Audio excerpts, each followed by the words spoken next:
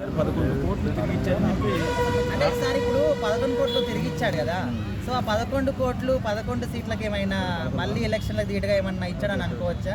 11 సెంటిమెంట్గా ఉంటుందని చెప్పి ఇచ్చుంటారు. 11 ఇస్తే అది మంచి సూపర్ డూపర్ హిట్ అవుతుంది. ఆయన ఒక 100-200 కోట్లు సంపాదించుకుంటాడు ఎక్స్ట్రా.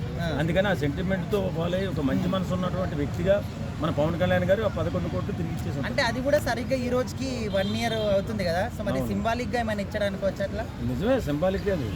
ఆయనకి 11 వచ్చి వస్తుంది. 11 నిన్ను జగన్మోహన్ రెడ్డి నిన్ను నేల తొక్కించేస్తాను తొక్కేశాడు, అధపాతాలను తొక్కేశాడు. తొక్కేసి 11 సీట్లు పరిమితం చేశాడు.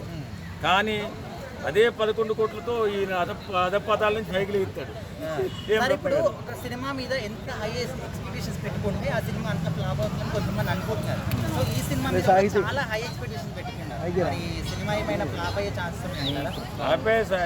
ఫ్లాప్ అయినా ఎట్టైనా డబ్బులు వస్తాయి. కానీ హరిహర వీరములు అనే సినిమా సెన్సేషనల్ మూవీ కాబోతుంది. ఎందుకంటే ఆ సినిమా మైథలాజికల్ సినిమా. మన ఫ్లాప్ ఇట్లతో సంబంధం ఉండదు. అది దానికి ఒక కథ ఉంటుంది, దానికి ఒక మంచి బ్యాక్గ్రౌండ్ ఉంటుంది. కాబట్టి ఏ మైథలాజికల్ సినిమా అయినా ఇప్పుడున్న పరిస్థితుల్లో ఎవరు తీసినా సరే సూపర్ డూపర్ హిట్ అవుతుంది తప్ప ఫ్లాప్ అవుతుంది. ఫ్లాప్కి సంబంధం ఉంటుంది. ఖచ్చితంగా జూన్ 12కి మాత్రం వస్తుంది. ఖచ్చితంగా జూన్ 12కి వస్తుంది. రాసి పెట్టుకుంటే సెన్సేషనల్ మూవీ చూడబోతున్నాం త్వరలో. మన వేళేదో దొంగ దీక్ష చేస్తున్నాం. వెన్నుపోటు దీక్ష, దొంగపోటు దీక్ష అన్నారు దాన్ని. ఎందుకంటే 5 సంవత్సరాలు పరిపాలనిస్తే అన్యాయం చేసినటువంటి దుర్మార్గుడు మన జగన్మోహన్ రెడ్డి. కాబట్టి దాని గురించి ఆలోచించాల్సిన అవసరం లేదు. మనం శుభ్రంగా సినిమా రిలీజ్ చేసుకుని సూపర్ డూపర్ హిట్ చేసుకున్నాం. Okay, thank you.